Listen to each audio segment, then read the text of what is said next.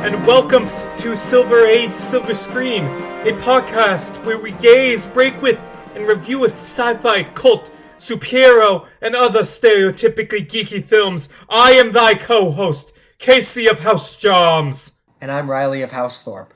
And in this episode, we are watching Thor, a film that's based off the Marvel Comics character created by Stan Lee and Jack Kirby, about a palmy Norse god, Yond is did banished to the mortal realm. And that is all that I have written into the Shakespeare translator now, so I'm going to stop with the voice. That's a slow clap. That's me doing a slow clap for you. Yeah. Nice. No, that was good. That was very good. No, it wasn't. I feel like that would have gone really old. So, it's probably a good thing they got rid of the whole old English shit that, well, actually, early Middle English is what Shakespeare would be. The early Middle English shit that they did with Thor for years. Yeah. We're watching Thor. Episode title. Right there. Look at your phone and or computer. You have eyes, David. You selected this for a reason. You wanted to hear us talk about Thor. Yeah. I hope your name is David. Fuck you, David. Yeah. Fucking David. Why are we being mean to a theoretical viewer named David? But yes, in this episode, we're returning to the MCU. We skipped around a bit. Technically, the Iron Man 2 came out before this, but we've already done an Iron Man movie, and we've never talked about Thor, except for you briefly talked about him when we talked about Hulk. We're doing the original Thor movie, released in 2011, starring Chris Hemsworth, Natalie Portman, and Tom Hiddleston, based off the Marvel comic character created by Stan Lee and Jack Kirby, who, in turn, is based off the mythological god Thor. The Norse dude with the hammer and the cross-dressing and the lightning. Yeah. That dude. This movie was directed by Kenneth Branagh, who, interestingly enough, at the time, for those of you who don't know, he has made other films before, and since then, most recently, he's done Murder on the Orient Express, the greatest Disney movie ever made last year, Artemis Fowl. But also, and maybe this is why they chose him for this, he did a bunch of Shakespeare adaptations, like the film adaptation of Hamlet that I've seen. It was directed by him. Also, he played Gilderoy Lockhart. So, yeah, he's mostly done a lot of Shakespeare and classic literature, like he did Mary Shelley's Frankenstein, Hamlet, Much Ado About Nothing. He's done a lot of, classic, quote-unquote, tour de force style movies. Also Artemis Fowl. Also Artemis Fowl, yes. I haven't even seen that. Why are we shitting on him for that? I mean, I haven't heard good things about it, but I gotta stop doing that. I've seen the clip with Josh Gad eating the ground and all the dirt flies out his butthole. So I can say whatever the fuck I want to. Oh, boy.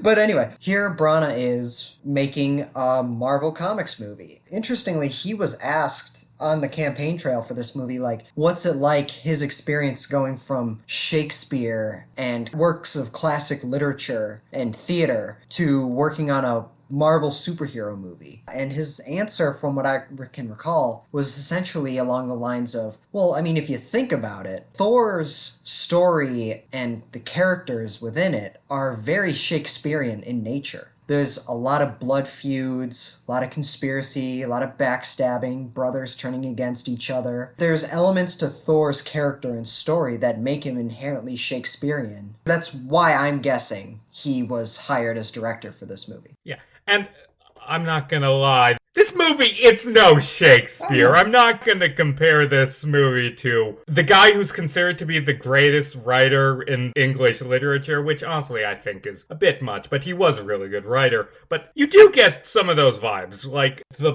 production design of the royal palaces and just this central story about a feud between two brothers. Kenneth Branagh was a good choice. Yeah. And, honestly, I haven't seen this movie in years prior to, last night when I watched it so we could do this review. And there's kind of the idea in the MCU fandom that the first two Thor movies, the ones directed by Branagh, are kind of not great. And I will admit that kind of applies to Dark World, but I was pleasantly surprised going back to this. This was a decent film. Yeah, well, Branagh did not return for The Dark World. That was directed by Alan Taylor. Okay, that explains a Yeah, lot. honestly, I agree. I have my own opinions on it, my thoughts, pros and cons to this movie, but similar to you, I watched it again earlier this afternoon, and after not time before that was like many years ago. I always did like it, but everybody wraps it up with the Dark World as like, oh yeah, that one's just bad and forgettable. But I find that there's a lot of movies that it's like mainstream to hate on and say it's the worst movie ever. It's just you say, "Oh yeah, this movie's shit," and no one bats an eye. But at the end of the day, what the problem is not so much that that movie's bad. It's like what if the franchise would continue on to be? You know, like the Pierce Brosnan James Bond movies. It's like the first one he did was GoldenEye. It's fantastic, great, everybody loves it. But then the sequel, which I believe is Tomorrow Never Dies, it's actually a decent movie. It's not great, but it's also not horrible. But because the third and fourth installment in the Pierce Brosnan franchise would just get shittier over time. It's like it gets wrapped up in the idea that's like, oh, GoldenEye's the only good one of the four. It's like, no, this one's not horrible. I mean, it's not great, but it's not horrible. The point of what I'm trying to say is, I think this movie gets unfairly wrapped up with The Dark World, which is objectively bottom tier Marvel. Yeah. And, I will say, this movie, it does have a bit of a different feel than later MCU movies, and admittedly, I prefer Thor under the Russo brothers or Taika Waititi, but, this film, it's solid, and let's just jump right into this. Mm-hmm. So, this film, it opens up with some in media res things with some scientists in the desert that we'll get to later when it actually chronologically happens. Honestly, the first 30 minutes of this movie are really different from the rest of it, but I really like the first 30 minutes of it. It introduces us to Asgard, this planet, based on how it's portrayed in later things, but they don't really go into that in this. Asgard, this kingdom where the Norse gods live, and the Norse gods in ancient times came to the earth, and humans worshipped them as gods. And can I just say, the best thing about this movie, holy shit, Asgard looks good. Yeah. I love how Asgard looks in this movie. Yeah, absolutely. I do too. The sweeping shots of Asgard, it looks beautiful. I will say, in terms of, and obviously it's almost a 10-year-old movie. The quality of CGI has grown. I don't know, so there were some CGI shots that were like, okay, it's not bad, it's just that's very, very obviously CGI. But that said, it still looked beautiful. To me, it was kind of like Speed Racer, how it's like, yeah, that's not the most realistic thing in the world, but it's not supposed to. It's still pretty. Like, that's the point of it. So, Anthony Hopkins' character, he plays Odin, the head of the Norse gods, like the wise guy with the eye patch. You know him. Or maybe you don't. I don't know if you know anything about Norse mythology. He narrates that years ago, the Asgardians went to war with the frost giants of Jotunheim and saved the earth from them and stole their casket of ancient winters, this magical artifact that contains all of their power.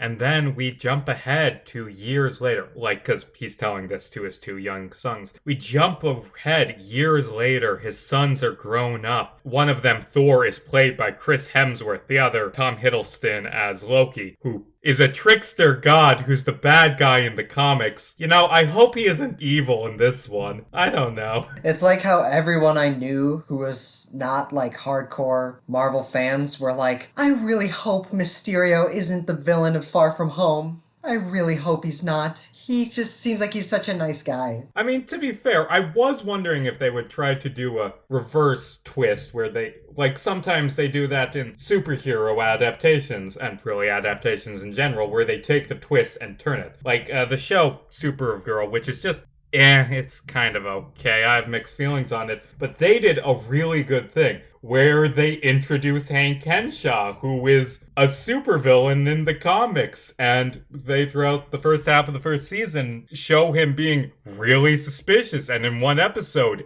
his eyes like turn red, and you're like, okay, yeah, he's Cyborg Superman, he's gonna do his evil thing, and then nope, he's Martian Manhunter in this. Martian Manhunter's pretending to be Hank Henshaw. Like, yeah, I like when things do that. Yeah. As Odin is about to coronate his son Thor, we have a break-in! Some frost giants break into the vault below Asgard, which has a bunch of cool stuff in it that may be relevant in later movies, may be fake. Just ignore that for now. The frost giants break into the vault to steal the cask of ancient winters, and they get fucking wrecked by the giant robot suit of armor with laser eyes that the Asgardians keep down there as a guard, called the Destroyer. During the middle of Thor's coronation, the frost giants break in, basically preventing Thor from finishing his coronation to become king. Odin, Loki, and Thor go down to the what's the area called where they're keeping all of it? I don't know. I don't know if it has an official name. I mean, it probably does. I don't know. The armory? Yeah, probably. Where they keep all the stuff. The treasure room. Surtur's skull there, a fake infinity gauntlet. The weird thing Hela uses in the third film to make an army of ghosts. Yeah, so they go down to the treasure room, and Thor, outraged with his coronation being interrupted, demands that they retaliate against the frost giants in Jotunheim. Odin, however, denies his request because the very act of doing so would ensure a war happening. Because the frost giants in Asgard have a peace treaty, kind of like a stalemate. Odin basically says, no, I'm not going to go to war. These guys, for all we know, they acted alone. They paid with their lives. They didn't win. Yada, yada, yada. He tells Thor off, is just like, no, you're not the king yet. You don't have the right to decide this. Outraged even further by his father not taking him seriously, Thor goes to the dining hall where he flips over the table and just kind of throws... There was so much food there, dude! Yeah. Dick! It was probably dinner time. There are starving people on Earth, and you're just going to throw away food, young man. Your best friend Volstagg is probably starving. Do you understand that? He was so starving afterwards because he flipped the table, he's throwing a tantrum, and like Volstagg just grabs a plate of cheese and bread and starts making like a 3-story sandwich or whatever the fuck. God, how are you even gonna fit your mouth around that? Volstagg will find a way. And yes, his name is Volstagg. He even does kind of that guy who, like, sprinkles the salt by, like, going down his forearm and down his elbow and shit. He does something kind of like that. The point of what I wanted to say here is the thing about Thor in this movie is this is very much so Thor Chapter 1, in that he is a very different person than what he is later on, even shortly after that in the MCU. Yeah, God, I forgot how unbearable Thor is in the first half of this movie. And I mean, the whole movie, it's Thor learns humility and stops being a dick, and he becomes, I would argue, the best MCU character. But oh god, he is fucking awful at the start of this film. Yes, he is very egotistical, prideful, wrathful, every other negative thing you could put full afterwards. He's just a douchebag. Yeah. And Loki, being his brother, the smart one, the quote-unquote caring brother he is, tries calming Thor down, but in doing so, implants this idea in his head that they must go to Jotunheim to retaliate against the frost giants themselves without Odin's permission. What I mean by he planted the idea in Thor's head, he literally just says, the only thing you could do is go against father's wishes. And Thor goes, I'm gonna go against father's wishes. Loki goes, no, Thor, don't do that. No. That's bad.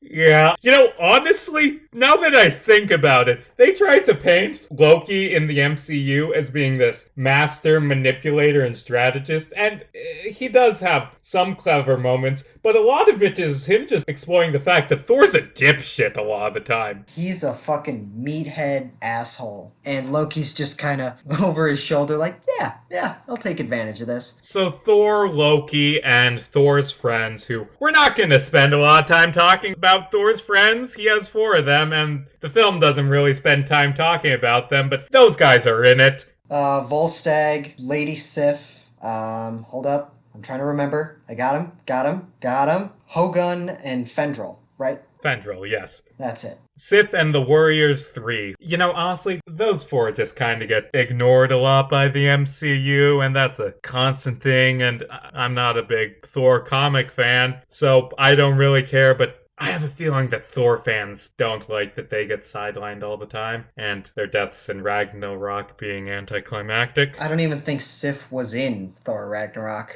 to be perfectly honest. Nah, because she was busy with Blind Spot, I think. So anyway, Team Thor decides to go to Jotunheim, and they get there by going across this rainbow bridge to the Bifrost, this big laser teleporter thing that is guarded by Idris Elba, who is the best side character in any MCU movie. Oh, yeah. He plays Heimdall. And Heimdall's like, no, you can't just go to Jotunheim.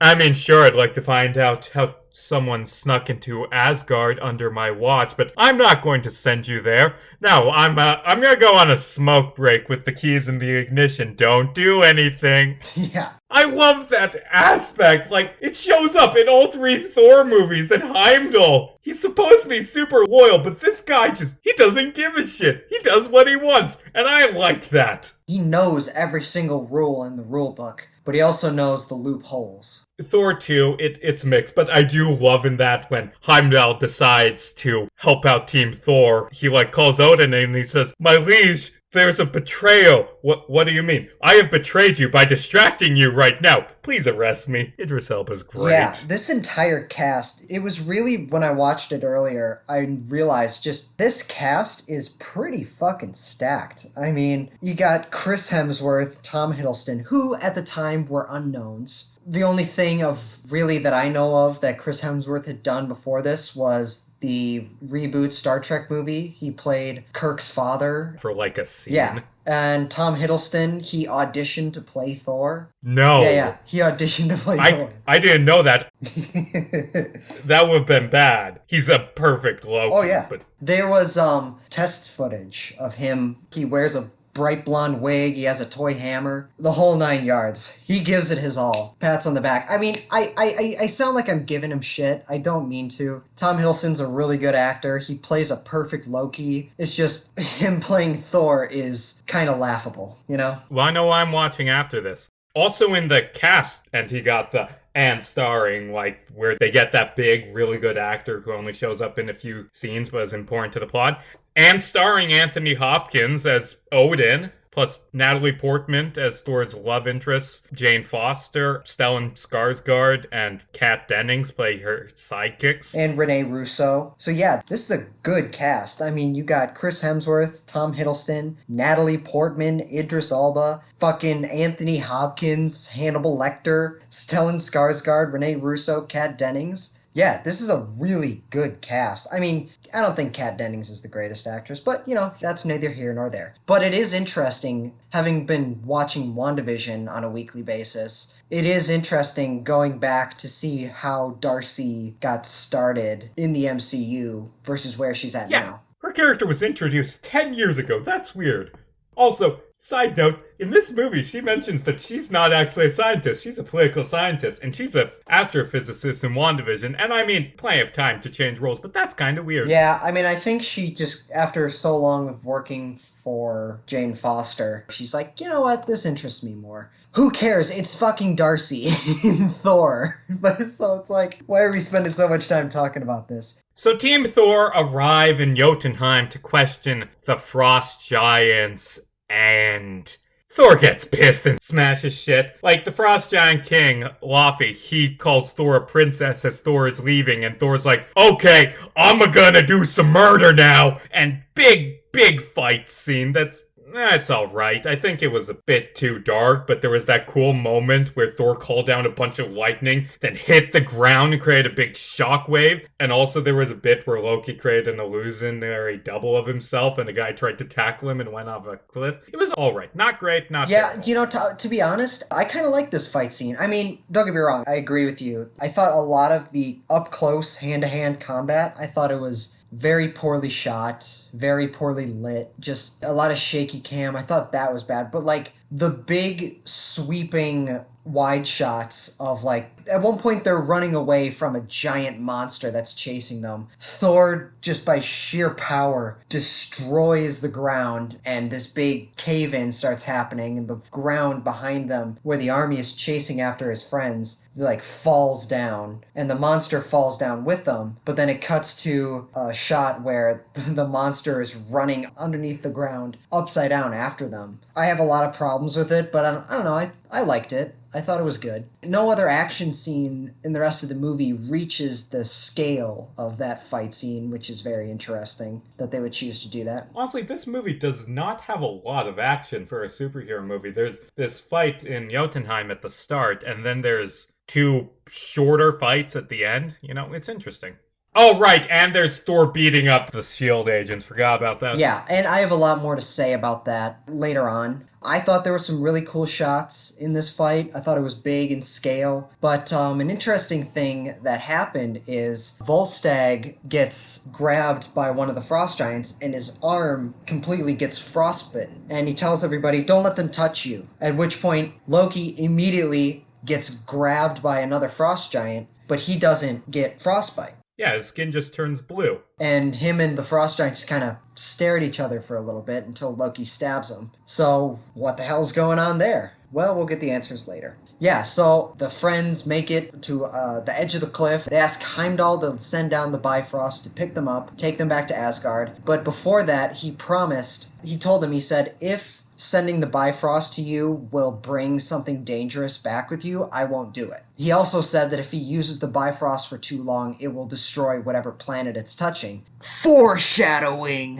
So they're like, Heimdall, let down the Bifrost. I don't understand what's going on. And then that giant monster that was chasing them, that was running upside down, like crawls up the cliff in front of them. And Thor just blows into its mouth out the back of its head, killing it, which, I don't know, it's pretty badass. Pretty badass. Also, the sight of Thor's red cape and all that dark blue area, I don't know, it was visually striking, I thought. I don't know. Anyway, then Odin shows up to save them, and Thor is like, yes, father, let's fight together! And Odin is all like, you're fucking grounded, young man. I am fucking pissed at you. Laufey, I'm sorry, my son had to go and start a war. Can we be chill? No. Well, shit. Thor, let's have a talk. Yeah. Like, oh boy, Thor, you fucking moron. I mean, immediately after doing all of that, his dad was like, you're a vain, greedy, and cruel boy. And he just straight out says, you're an old man and a fool. So it's like, you're poking the bear here, dude. Yeah. And I mean, that's mean, but yeah, it's fucking true, Thor. You just killed a bunch of dudes because they called you a princess. In response to that, Odin takes Mjolnir, Thor's hammer, from him. He strips him of his hammer, his cape, and his armor, and takes away all of his power and banishes him to Midgard, or Earth. Side note, that's kind of weird considering Ragnarok. Like, later Thor movies treat Thor's power as not being from Mjolnir. Yeah. At the very least, when he doesn't have it, Thor is still super strong and invincible. And, I mean, he uses Mjolnir to channel his powers, but, like, whole climax of Ragnarok is him learning to use his powers without Mjolnir. Yeah. It's kind of weird that Odin can just strip him of his powers. I mean, Odin has magic. I'm not saying it's weird. I'm saying it's weird. I'm not saying it's a plot hole. Yeah, from what I can tell in Marvel Comics and really in Norse mythology, keep in mind I'm not an expert in that field, but I've done my own research. From what I can tell, like, Odin is the most intelligent, most powerful wizard in Norse mythology. Yeah, so, he's like super wise. He traded an eye for super wisdom. Yeah, and like he has ultimate power and shit, so I'm sure they just explain it away as, he can do it. Yeah, I'm not saying it can't. And then, now that Thor has been just chucked out of Asgard, he's been banished forever for being a bad little boy. Let's go back to the beginning, opening scene. There are 3 scientists out in the desert, Jane Foster, Darcy Lewis, and Eric Selvig, played by Natalie Portman, Kat Dennings, and Stellan Skarsgård. He has a hard to remember name. It's a weird name. Wait, hold on. I just realized, is he the brother of, like, the It guy?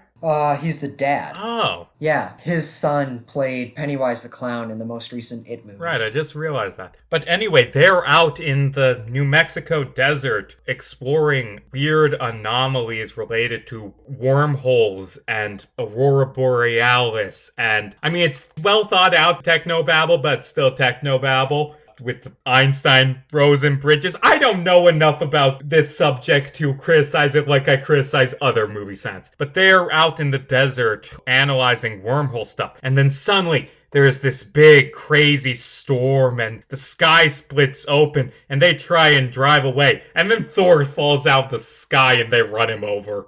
And, like, they're like, oh god, is he okay? Hammer, I need my hammer. Yes, you're hammered. Let's get you to a hospital. No, I don't wanna. And then they tase him. Darcy Lewis tases Thor. Darcy Lewis beat Thor, which, based on power scaling, means that Darcy Lewis is one of the strongest MCU characters. Of course, that's exactly how that works. It is. I mean, come on. So yeah, from there, they take Thor to the hospital where they're like, yeah, I don't know him.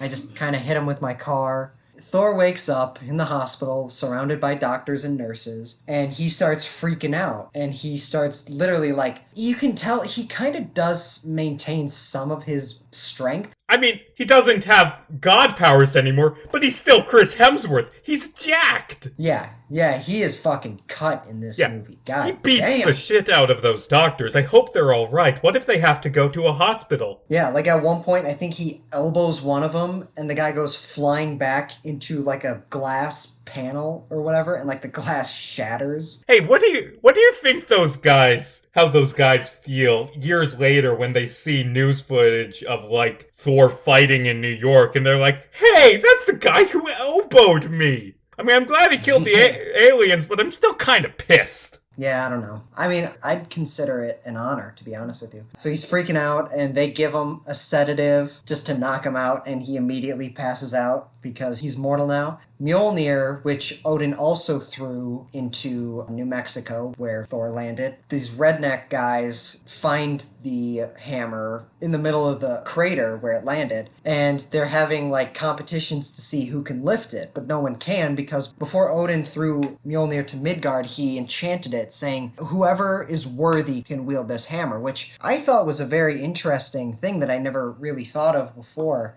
when watching this movie. Is like, to me, I always thought that like Mjolnir was a weapon that Thor could use because he was always worthy. But in this one, it's like, no, it was just a powerful weapon that his dad enchanted, saying, nope, you're unworthy, so until you get worthy, then you can use it. I mean, it is kind of a clever thing from Odin. And he doesn't tell Thor it, but, like, he gives Thor a way that, okay, if you stop being a little bitch, stop being a prick who wants to do a war, then you can come home. But until then, you're grounded, young man. Yeah. Oh, also, I had to pause the movie when this happened because, and I'm sorry if you're not a Marvel fan like us, because we keep talking about later movies, but in the second Avengers movie, there's a funny scene where Iron Man, Captain America, and Thor get into an argument about whether or not an elevator could lift Mjolnir. Like, if Thor set his hammer in an elevator, would the elevator go up? And there's an answer to that in this. Because a guy tries to move Mjolnir with a truck, and Mjolnir just breaks the truck. The guy is Stan Lee, by the way, doing his obligatory cameo. Yeah. Which means, no, an elevator can't lift Mjolnir. Or perhaps the elevator can only lift Mjolnir if Thor presses the button. Which, that's the long real story question. short, it means that Vision is actually worthy. Okay, Iron Man, stop being salty. After doing some research, they find one of the photos they took from the night before, that giant storm that they got caught up in. They found a photo of what looked like a man inside the storm. Basically, Thor being sent through the Bifrost. They go back to the hospital to try to find him, but Thor had woken up, broken free of him being strapped down to the bed, and escaped. They go out, try to look for him, and while backing up, Jane hits Thor with her car once again. And it's so dumb. It's not like a highbrow, really clever joke, but I laugh my ass off. It's so dumb. Yeah. But I like Thor getting hit by a car twice.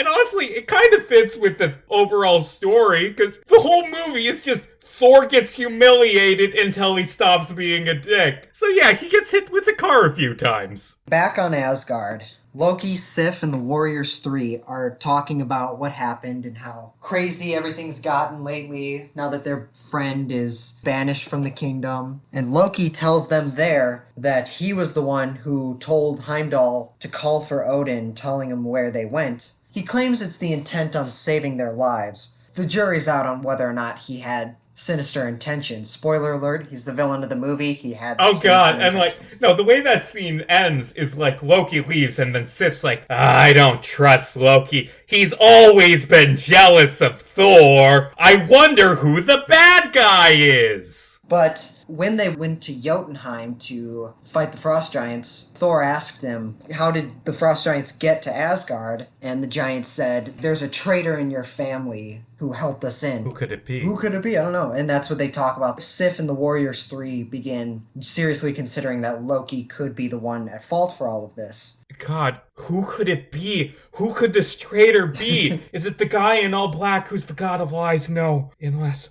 My God! The traitor! It's Thor's brother! Balder's the one who let the Frost Giants in! Yeah. He does not exist in the MCU, and honestly, that's probably for the best, just for simplicity. Oh yeah, but there was concept art for Balder to be in Thor the Dark World, but it's for the best that he got. Yeah, that'd be weird. Just like, hey, I'm your brother, I'm not really important in this one either. It works better if it's just the two of them. He's the Seth to their Cain and Abel. Also, Balder is the oldest son of Odin, so it's like the whole conflict with Thor trying to become king of Asgard, like, that would be completely negated by the fact that his older brother, the heir to the throne, would be a part of it, you know? Loki travels back down to the treasury and finds the casket, where he lifts it up and his skin starts turning blue again. Odin comes down and meets with him, and Loki's all like, well, what am I? What's happening to me? Am I cursed? And Odin's like, no, you're not. And when Loki turns around, his skin is blue and his eyes are bright red. He's turning into a frost giant, which was hinted at earlier when they were on Jotunheim. And Odin tells Loki that when they were doing battle with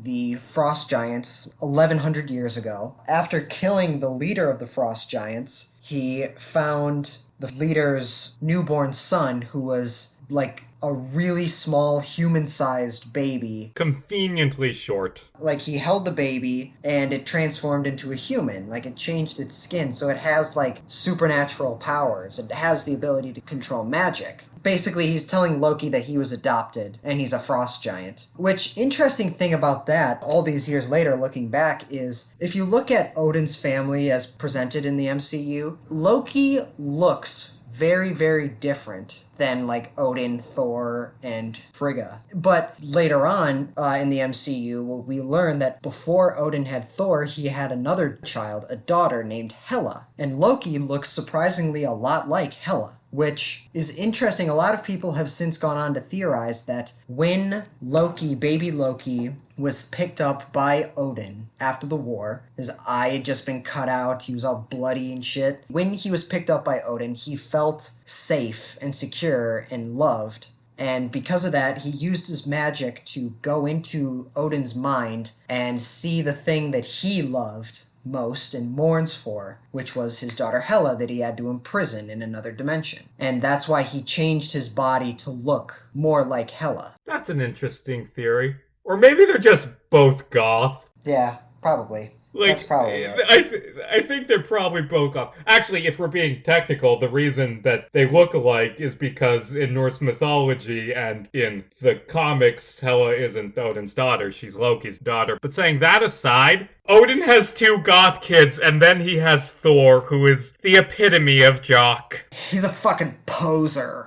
So, Loki does not take the revelation that he's adopted and his father has been lying to him all along.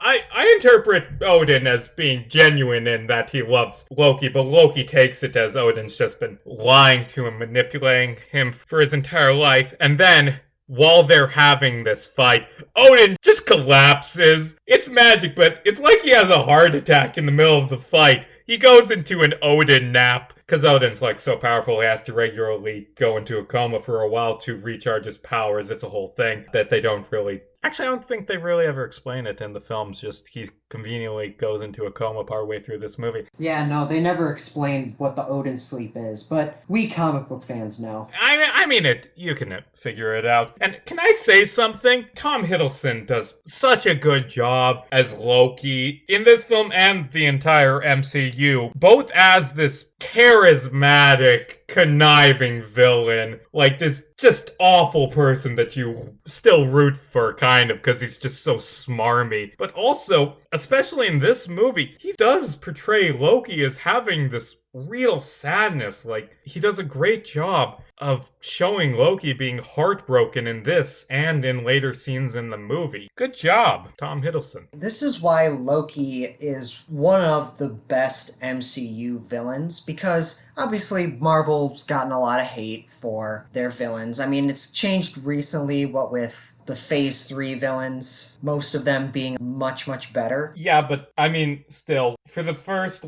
6 years of the MCU, Loki was the only one that had depth. I mean, I like Red Skull and Ironmonger, but they're not exactly three-dimensional characters. But Loki is a complex, interesting villain who's also very charming. And he's a bad person. I'm not ooh, woo, Loki be my boyfriend. He's just harmless baby who needs hugs. He's a dick. But Tom Hiddleston does a great job making the audience feel sympathetic for him. That's why Loki has been one of the most beloved and iconic, and arguably one of the best MCU villains. To this day, I'd say he's still top tier. Maybe, who would be better? Top 3 in no order, in my opinion. It's Thanos, Killmonger, and Loki. Those are the obvious choices for me. I'd say he's third. Actually, third is a villain. I like him a lot when he has a partial redemption arc. So do I. But I will say I'm not a big fan of the idea that Marvel was like, oh yeah, in Avengers, he was just under the Mind Stone's control for that. So all that evil stuff he did, that was Thanos' manipulation. Yeah. There was no Thanos in this one, though. Exactly, that's my point. He's more evil in this one than the Avengers. I mean, he's fully gone into the I'm the bad guy, mwaha, bow before me thing in the Avengers. But, I mean, in that one, he wants to rule it. In this, he tries to blow up Jotunheim and murder Thor. And, I mean, the first one's bigger, but the second one, it's a dick move, He's your brother. You love him. After that, Sif and the Warriors 3 go to see Odin after their theory that Loki's the one behind all this. But turns out Odin's in the Odin sleep. Loki's sitting on the throne. He's king now. Uh-oh. They kneel to him and say, listen, since you're the king now, you can undo Thor's banishment. And Loki refuses, but he has an excuse for it. He's like, no, my first act as king cannot be undoing the previous king's final act. Yeah, and you know what? Honestly, even though Loki is, lying, that's a good thing. Something I realized while rewatching this film takes place over 2 days. It's not a long time frame. At that point, Thor... He's been banished for less than 24 hours. Even if he's your friend, I mean, come on, let him sit for a while and think about what he's done. Right. Meanwhile, back on Earth, S.H.I.E.L.D., the government agency that deals with superheroes, they previously appeared in Iron Man. Phil Coulson's back in this one, which is cool. They show up in New Mexico and lock down the site around Thor's hammer. They also steal Jane's research, so Jane decides to go with Thor to go get his hammer back and her research back. And they head to the hammer site in the middle of the night. They have a little bit of, romantic bonding. Not great, but something. It's a small moment that I really like. Right before it rains, Thor, takes off his coat and gives it to Jane. And, I like that. The Thor, even without his powers, he can sense the weather. That's cool. Yeah. I got the sense that he was, still kind of connected to it. Perhaps. In a way. But before that, there were 2 pretty funny scenes. Well, they each had a joke in them. The one where they're in the diner and he's drinking coffee. He's like, I like this drink. Another! Smashes the coffee cup on the ground. They're like, you can't do that. He's like, I meant no disrespect. Well, it was still pretty disrespectful, dick. But then he goes to a pet store and is like, I need a horse. We don't have horses. We have dogs and cats and birds. Give me one that's big enough to ride. But then, yeah, after that, they go to the Yeah, crash I site. shouldn't breeze past those stuff, although the film, a lot of it is Thor fished out of water, just this big, buff Viking warrior dealing with modern Right. humanity. What is this internet you speak of? What do you mean I can't just smash a cup and get another one?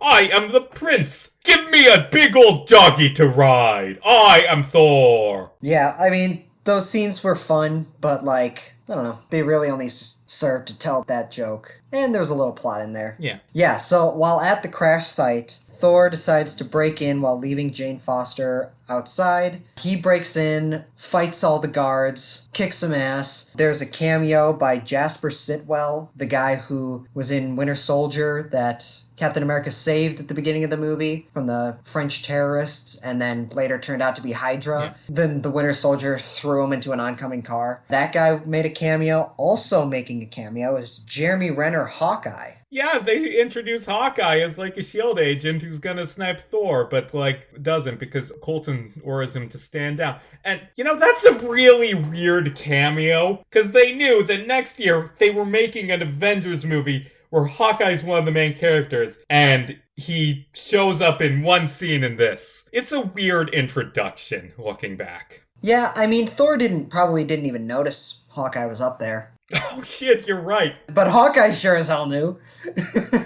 Yeah, so he beats a bunch of people up, he gets to the hammer, and just as he's lifting it up, Coulson had ordered Hawkeye to get up high and snipe him, but Hawkeye, obviously being Hawkeye, chose the bow and arrow, and Coulson called him down. He's like, I want to see what happens. Thor tries lifting up Mjolnir, but he's unworthy. So he just gives up and lies in the mud. And that was a pretty somber scene. Yeah, it's really surprisingly. good. Like, I felt the impact. The rain going down, him like struggling and then just falling to his knees. You know what sold it? What? What sold it for me was the shot of Heimdall watching it. Like, there's a part where the camera's directly above the little area that they're in. And, like, the lights and the building is structured in a certain way. And it's like, I was like, oh, it's a good shot. But then it cuts to Heimdall in Asgard, who Heimdall has the ability to, like, see all around the universe. It's just a shot of his eyes, and the shot of the lights on that building where they are reflecting onto his eyes.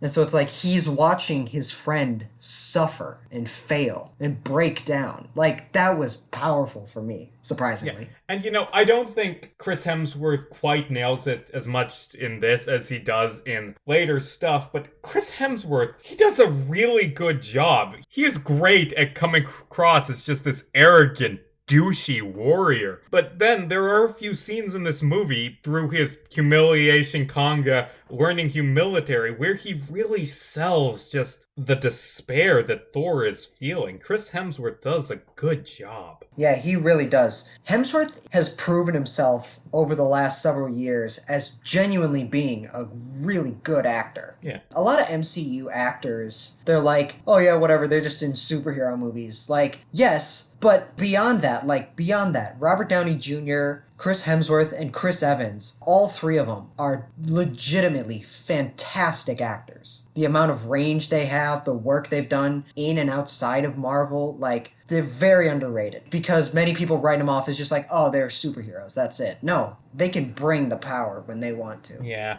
And as Thor is imprisoned now by S.H.I.E.L.D. and Coulson is interrogating him, Coulson steps out for a second and Loki comes through illusion to talk to Thor, and he gives Thor the bad news. Odin has passed away due to the stress of Thor's banishment. Loki's fucking lying for clarity, but Thor does not take it well. And it was a minor moment that I just really, really liked. Like, after Thor is just heartbroken about his father dying, he just very quietly says, can I go home? And Loki says, I'm sorry, the peace treaty, it hinges on you being banished. Poor Thor. God damn, Loki, you fucking heartless, my guy. Yeah. But do you want to know something? That was a really powerful moment. And also, for me, what also sold it when Thor told Loki, he's like, thank you for coming here and talking to me and telling me this. He's broken, but he's like still going so far to prove that he loves his brother. But like, For me, it was watching this scene, I realized something that kind of took me out of it. Not having to do with the movie itself. It's like Thor's eyebrows were dyed bleach blonde for this movie. Oh, is that what it is? I couldn't place it. He just looks slightly off. Yeah, Thor looks a little off, and for the entire movie, I was like, what the hell is that? And it was in this scene when he was crying, begging his brother to let him go home, expressing his love for him. This emotional scene, I was like, it's his fucking eyebrows. They're dyed blonde. It looks so bad. God, I'm glad you said that, because that was bugging me. Yeah, it's his eyebrows. After that scene, Loki tries lifting Mjolnir. Well, no one looks, but he can't lift it either, so he's not worthy either. I mean, did he even have to check that? I feel like Loki may be arrogant, but come on, dude. Have a little self-awareness. Black Widow has more self-awareness than you, my guy. She refused to lift it. Yeah. Honestly, Thor's hammer, I really like it as a concept. This only the worthy, only the greatest heroes in the world can lift. It's kind of insulting to other Marvel heroes, though. Like, why can't I lift it? Is Thor more heroic and worthy than me? Why can't Spider-Man should be able to lift Thor's hammer. I would dare say most of the Avengers should be able to. Yeah, exactly. Captain America has done nothing but devote his life to saving his country, saving the world, and saving his friends, even at the cost of his own life. And Iron Man, he constantly makes mistakes, but he does nothing but try to correct that. Hell, fucking Black Widow and Hawkeye, it's like they're regular people choosing to go and save the world against gods, robot armies, and giant demons and shit. Like, I don't know. It sounds pretty worthy to me. Yeah. Although, to be fair, on that point, it's actually kind of interesting, because Marvel, in the comics, a lot of the times, when they do the big crisis storylines, they're like, hey, what's going on in the movies? Can we draw on that? Oh, cool, they're doing a Thor and a Captain America this movie. Let's do a Thor and Captain America thing. The big storyline, it's called Siege, that happened the year this movie came out. It had Captain America lifting Thor's hammer, which they, spoilers, later introduce into the MCU, which is cool. Also, in a Justice League Avengers crossover, Superman is shown as being worthy of lifting Thor's hammer. That I like. If anyone's worthy, it's Superman. And Batman should be able to, because simply the fact that he is Batman. Dude, shut up.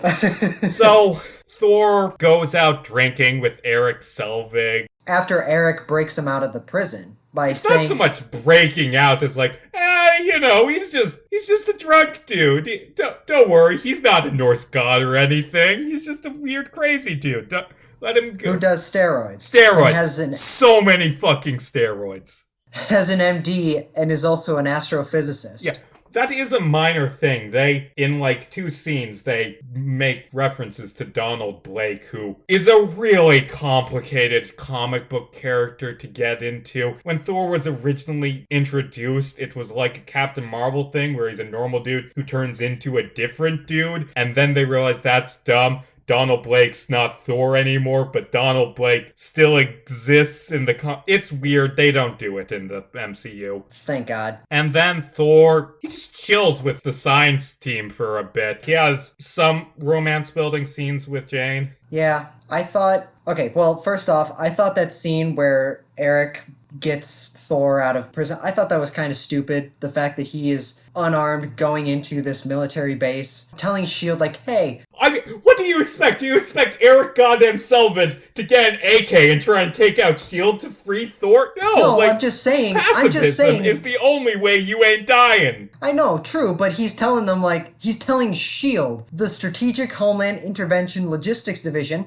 said it right the first time, but, yeah, he's clearly lying to them, and they're pulling up, like, his ID, and they're saying falsified information, and they're just like, go ahead. I mean, take him. Sure, let's watch, see what he does. Like, they aren't learning anything from him being imprisoned. Yeah, go ahead, follow him. What do we want to know? Also, I do like Stellan Skarsgård as an actor, and he's pretty good in this. I like Eric Selvig. Yeah. He's probably my favorite of the 3 scientists that Thor hangs out with. Yes. They have good, just buddy, like, go get drunk together chemistry. Yeah. I always thought it was funny when they're out drinking at the bar, and then the next time you see him, Thor's carrying him over his shoulder, bringing him back to Jane's trailer. water, and he's like, what happened? He's like, we drank. We fought. He made his ancestors proud today. It was fun. Also, minor thing, Selvig mentions that he's heard of S.H.I.E.L.D. before. He had this buddy, scientist, investigating gamma rays who S.H.I.E.L.D. just took and he never saw again. Which means Eric Selvig, that's implied Bruce Banner, which means Eric Selvig knows Bruce Banner, which is not a thing they mention ever again, but that's interesting. And also, in a deleted scene, Eric says, I'm gonna call my buddy Hank Pym. He's worked with S.H.I.E.L.D. before. And that's interesting.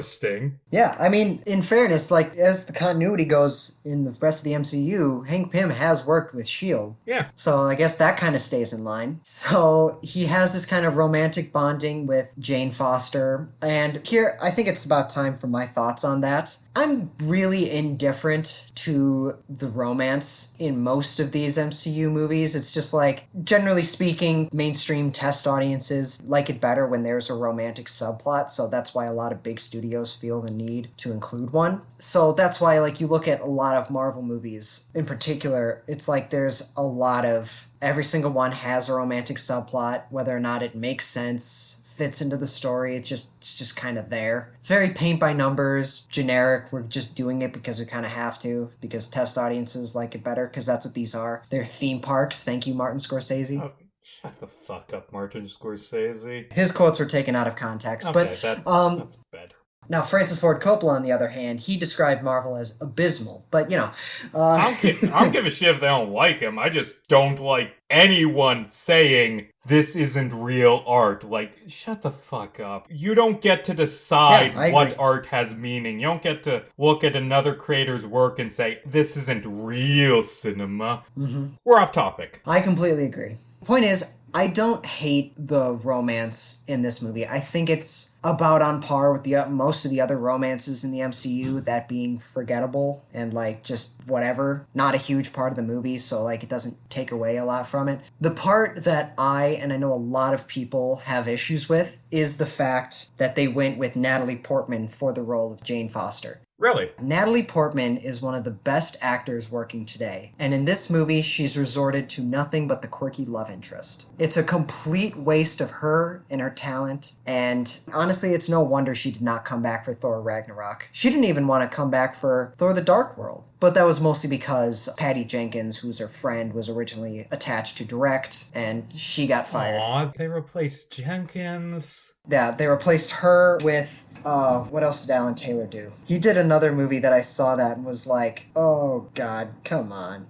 Let's see, what else? We're triple off topic. He did, Terminator Genesis. He did The Emperor's New Terminator Clothes? Genesis. What? No, shit. That's a really good movie. How did he...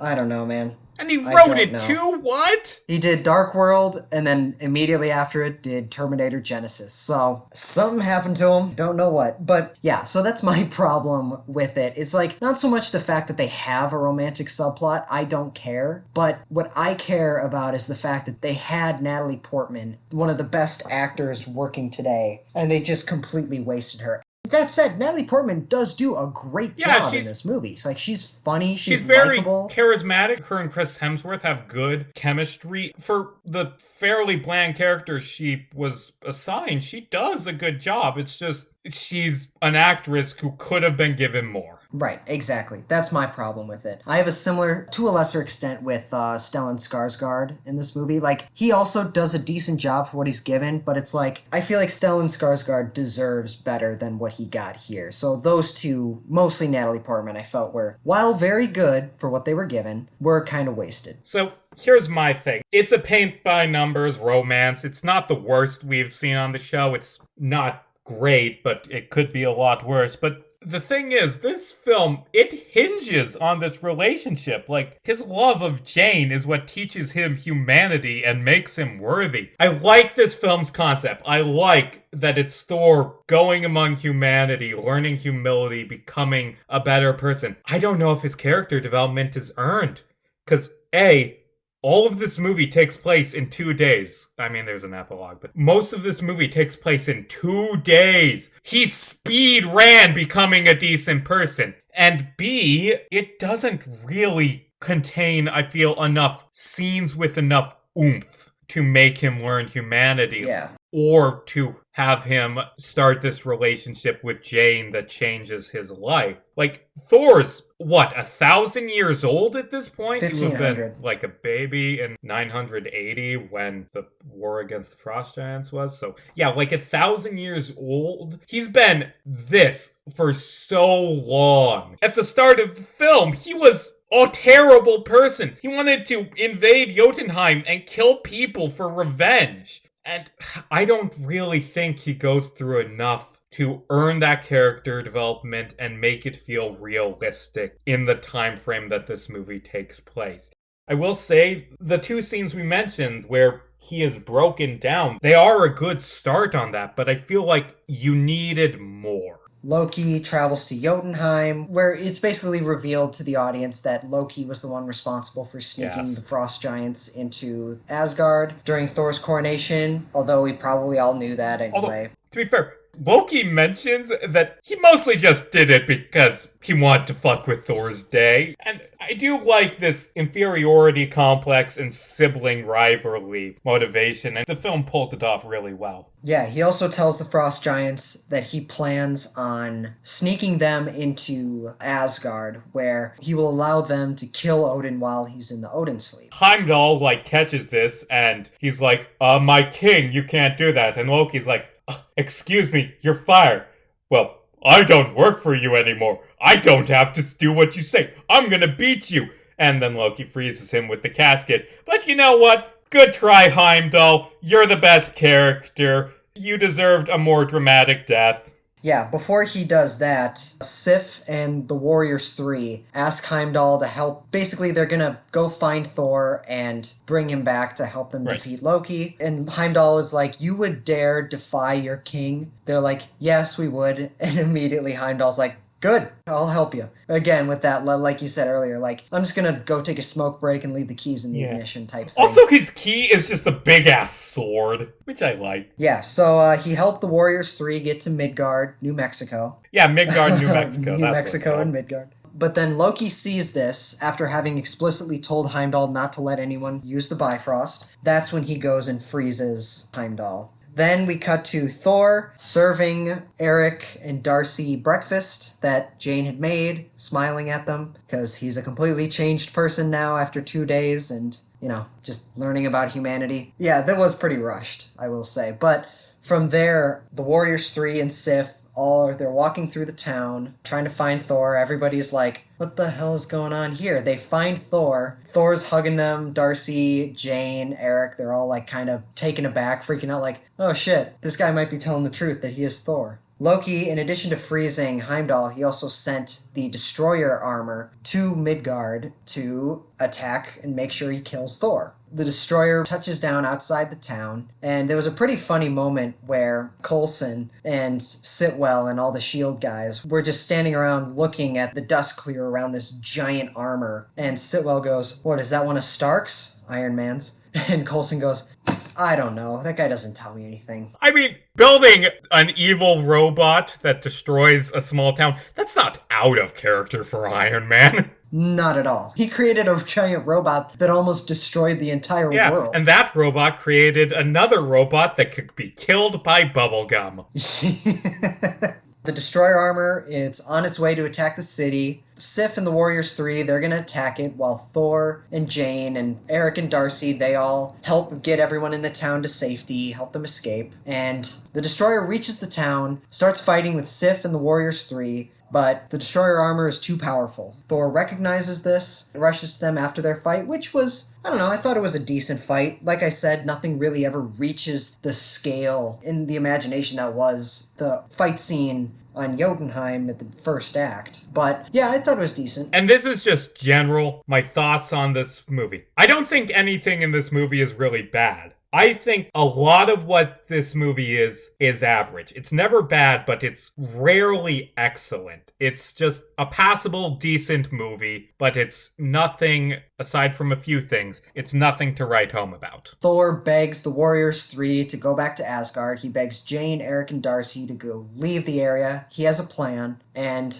while they're all running away, they immediately turn around like, wait, what the hell is he doing? what Thor is doing, his plan is basically going to the Destroyer, who has some vague psychic connection to Loki, apparently. And Thor starts talking directly to him, like he apologizes for any slight he had ever made against him, begs Loki to take his life and spare everyone else because he is what this is all about. Yeah, what Thor says is, and I have it right here in front of me, brother, whatever I have done to wrong you, whatever I have done to lead you to this, I am truly sorry. But these people are innocent. Taking their lives will gain you nothing. So take mine and end this. Which is a damn good line! Like I said, I think the character development's a bit rushed, but this is a good peek of it with him, without powers, just laying down his life to save others. It's such a good scene. And the Destroyer, initially it turns away, and then it turns back and bitch slaps Thor. Because remember, it's being remote controlled by Loki, and Loki is Loki. And Thor almost dies, but by sacrificing his life, Thor has proven himself worthy. A Mjolnir flies to him, and Thor catches it, and lightning strikes down, and his armor comes back, which probably doesn't make much sense. Whatever. And Thor is back, and he destroys the Destroyer by creating a tornado and throwing it into the sky, then smashing through it, and it's really cool. You know what was something that really stuck out to me in this scene and many other scenes throughout it? The fucking theme, the music in this movie is goddamn inspiring. It is so heroic. Like, the music that plays while Thor's creating the tornado, destroying the Destroyer armor. It's like, god damn, the music was so good. Thor's theme was fantastic. I don't know who did it, but hats off to you. Yeah, let's... Score by Patrick Doyle. Patrick Doyle, you did a good job, my guy. You did a great job. Oh, we worked on a lot of things, including Artemis Fowl. Of course he did. After Heimdall, just through sheer strength, breaks free of being frozen. Like we've said, Heimdall is the best character. He brings them back to Asgard through the Bifrost. While every single one of them, granted they can't fly, Thor can, but while they're all bringing Heimdall to the healing bay or wherever the fuck, Thor flies to the palace where a frost giant lays over Odin, bitch slapped Frigga to the ground, knocking her out. He stands over sleeping Odin, pulls out a knife, and just before he's about to kill him, Loki walks into the room and blasts him to death with his staff. And basically, his whole plan is he's going to make it look like he is saving the day to basically win the honor and the respect and love from his father that he felt he has always been denied and believes that it was denied because he's a frost giant. Loki kills him. Frigga is hugging her son, think, oh my god, thank you so much. Thor walks in and sees his father alive, which he was already told he was alive still. Stares him down. Loki goes, in his head I bet, went, oh shit. Thor tells Frigga and Loki that he knows everything that Loki's been doing. They fight a little bit. Loki blasts Thor out of the palace, and despite the fact that Thor can fly back into it, he just kind of doesn't, and gives Loki enough time to take a horse down to the Bifrost, a horse that eventually just kind of runs away. Oh no, it walked off the edge! Ah shit, now it's on Sakaar! I mean, knowing the Grandmaster, I'm pretty sure that horse would be, treated like royalty there. He's nice to his horses. So Loki goes to the Bifrost so he can use it to blow up Jotunheim to just complete his plan to earn his father's love. By committing genocide that he clearly states at the beginning of the movie he does not want. Okay, look, I'm not saying that Loki's plan is good. I'm saying that I don't know what I'm saying. It's not the best plan. Up until that point, earning his father's love by saving him. That was very clever, Loki. Not really sure what blowing up Jotunheim's gonna do, especially after Thor's told everyone that you're behind everything. At that point, I feel like he's just kind of doing it because, the dominoes were already set. Need to knock them all down. Thor and Loki have a fight, and Loki points out that, hey, 48 hours ago you tried to do this. Don't lecture me. There's a bit in their fight where Loki, stabs his spear, Gungnir, into the ground, and then just, pole dance kicks Thor, and it's so cheesy. You know something about that is Tom Hiddleston, in interviews since then, has shown and talked about fan art, deviant art, of Loki pole dancing because of that shot. Oh god. Tom, I don't know, maybe you like Loki fan art, but I have a feeling you don't, because it looks just like you, and it's kind of weird. Do not not Google Loki fan art. Okay, man? There's so much goddamn... I mean, I'm assuming. I'm not speaking from experience. You know. Just word to the wise in general, don't look up fan art at all. You know what is interesting that struck me in this movie is there's a lot of parallels between the relationship of Odin, Thor, and Loki to that of Thanos, Nebula, and Gamora. Huh. Shit, that's a good point. They don't really call attention to that, which is odd. No, but I would totally be down, like, maybe in the Loki TV series or in the MCU going forward. I would definitely be down for having Nebula and Loki team up or get together and at one point talk about it. Thor's hanging out with Nebula right now, like, now that he's joined the Guardian, spoilers. Yeah, well, I guess Thor, but I was thinking Loki specifically with Nebula, because they're both kind of lost children in a way, like they kind of both don't know what they want. But, I guess Thor would also be cool with that. But, I was mostly thinking Loki for that. So, Thor and Loki, they continue their fight. Loki creates a bunch of illusion copies of himself and laughs at Thor, and Thor, he falls for the trick that he falls through 6 times in the MCU, where he punches through an illusion and then falls off a cliff. But ultimately, Thor wins the fight by he sets his hammer down on Loki's chest, which, shit, I can't move because I'm an asshole. That's the most practical use of Thor's hammer ever. You ever seen that meme of, Spider-Man next to a toilet, making the potty dance? What? And, there's Thor's hammer on top of it, so he can't lift. What the fuck are you talking about? There's a meme on the internet of, Spider-Man, he's about to piss his pants or shit his pants or whatever, and he's looks like he's about to shit his pants, but he's standing right next to a toilet. It's just closed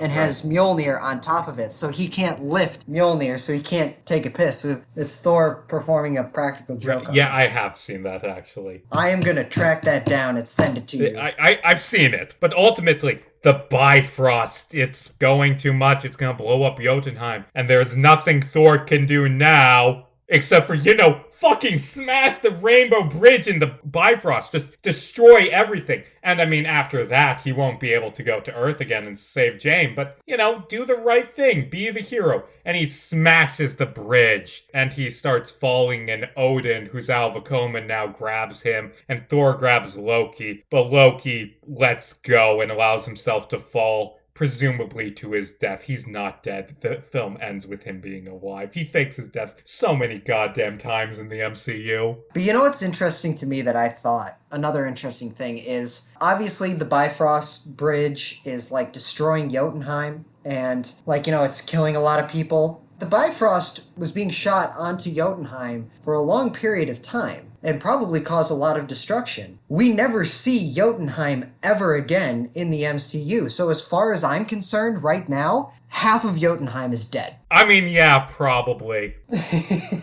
As far as we know, they're completely dead. I don't know. I'm giving Loki the benefit of the doubt because he's a hero now, I guess. I don't know. By the way, speaking of the Bifrost and later MCU movies, something this film made me realize that they never explain. There is an explanation, by the way, that directors have said, and it shows up in tie-in comics, but they never actually show how the Bifrost is fixed.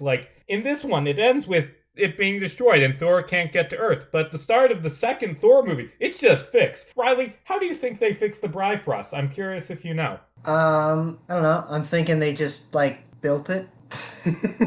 I don't know. How did they? Yeah, it's actually a clever thing, because remember, it isn't directly stated, but remember, the Asgardians used to have the Tesseract, and they built the Bifrost years ago. They built it using the Tesseract, and because they get the Tesseract back at the end of the Avengers, they're able to rebuild it. But that's never directly spelled out. Okay. No, but that makes sense. Yeah. That is very clever. But anyway, Loki, he lets himself fall, and he's not dead, but... He goes through a black hole, which as far as anyone's concerned at the time, that's basically dead. Yeah. Wait, hold on.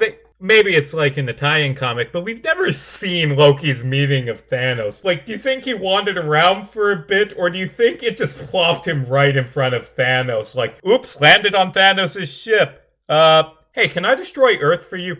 Sure, why not? Here, have this stick. That has an Infinity Stone in it that I need to fulfill my plan. Ooh. I don't know. I would like to see that in the Loki TV series. They're probably not going to explore that, but I don't know. I will say the final scene of this is I actually really liked it. It's a very kind of somber, kind of pretty scene of Thor now changed by his character development. He's kind of depressed. He leaves a party because he's sad over Loki's death, and then he goes to the bridge with Heimdall and he asks about Jane. And, it was a kind of somber scene. I liked it. Good ending. Yeah, Heimdall tells him, like, she's looking for you all the time. Aww. And he smiles, and that's it. And then end credits that says Loki's going to be the bad guy in the Avengers. Cool. Also, another funny thing that I thought was the credits are rolling. Like, the credits, they're like explaining the names of like the director, the important, everyone in a film set is important, but like the biggest name people on the set, Hey, involved to be fair, in production. It's like directors probably unjustly get all the credit, but they're also the ones that we call fucking idiots when we don't like their movies.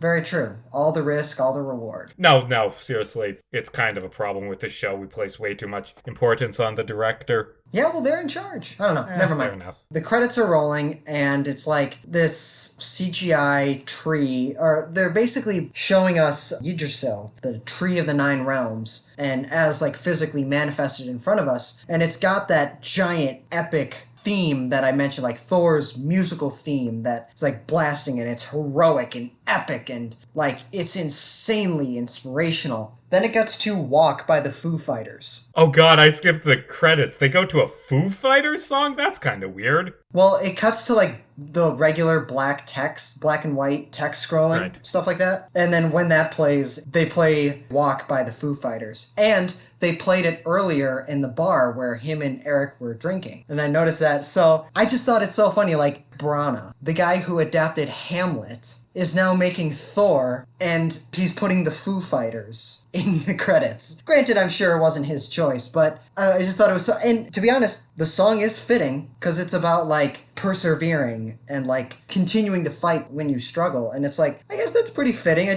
don't know. Yeah.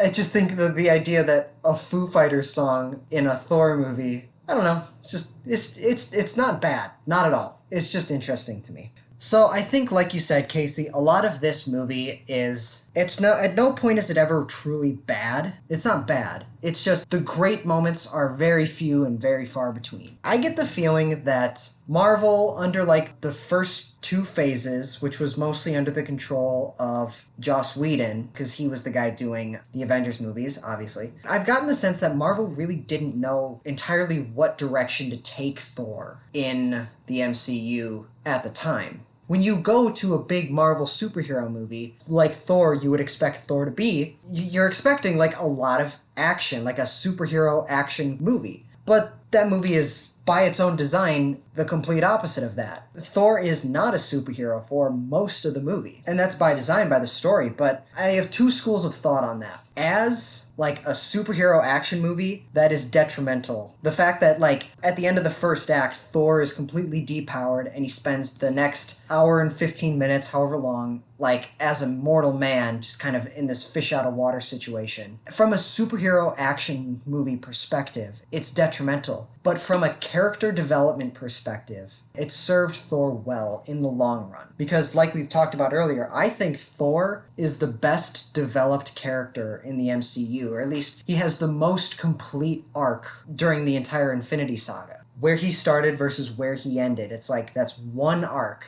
that persevered throughout the entire series. When you look at like something like Iron Man, depending on how you look at it, he had like 2 or 3 different arcs. Granted, it was towards one goal, one endgame, Avengers Endgame. Unintended. Yeah, I don't know, depending on how you look at it, he kind of went through many, many changes. Captain America, on the other hand, he did not go through many changes, which is in that he, from the beginning, knew right from wrong, good from evil, and he's going to fight and persevere through that. Now, they apply that to different scenarios. That's what makes the Captain America trilogy so fascinating to me personally. But Thor, from a character development perspective, the idea that he started off as just an unbearable douchebag at the beginning of this movie, and then by the end of the Infinity Saga, he is a guy who has dealt with loss and pain and mental illness, and he's learned that no matter what, the power is within him. That, I think, is the best arc in the MCU as a whole. And it all started with this movie, because this movie laid the groundwork for that to be made. Instead of focusing on big action spectacles nonstop, they went with a more character-driven movie. And yes, a lot of the character development in this movie isn't as strong as it could be, because his relationship with Jane Foster isn't as strong. But this laid the groundwork for what eventually would become the best developed character in the MCU. Yeah. If I could describe this film in one word, it would be solid. I completely agree. It's not excellent, but it's very, very solid. And the best part of this movie is Chris Hemsworth and Tom Hiddleston as Thor and Loki, and they would continue on in the sequels to this film and in other Marvel movies as these characters, and they would get better with time. This film, like a lot of the early MCU stuff, it's not quite the heights that the series would eventually reach, but it's good enough, and it sets groundwork that better films can launch off of. I was pleasantly surprised with how much I enjoyed this movie. There are a lot of really good scenes. I will admit it is just kind of okay for a lot of it, but when this movie hits its heights, it hits its heights. I think this is a very solid movie. Though I do appreciate the idea that Kenneth Branagh was the director of this movie, since he took his very auteur Shakespearean style to it.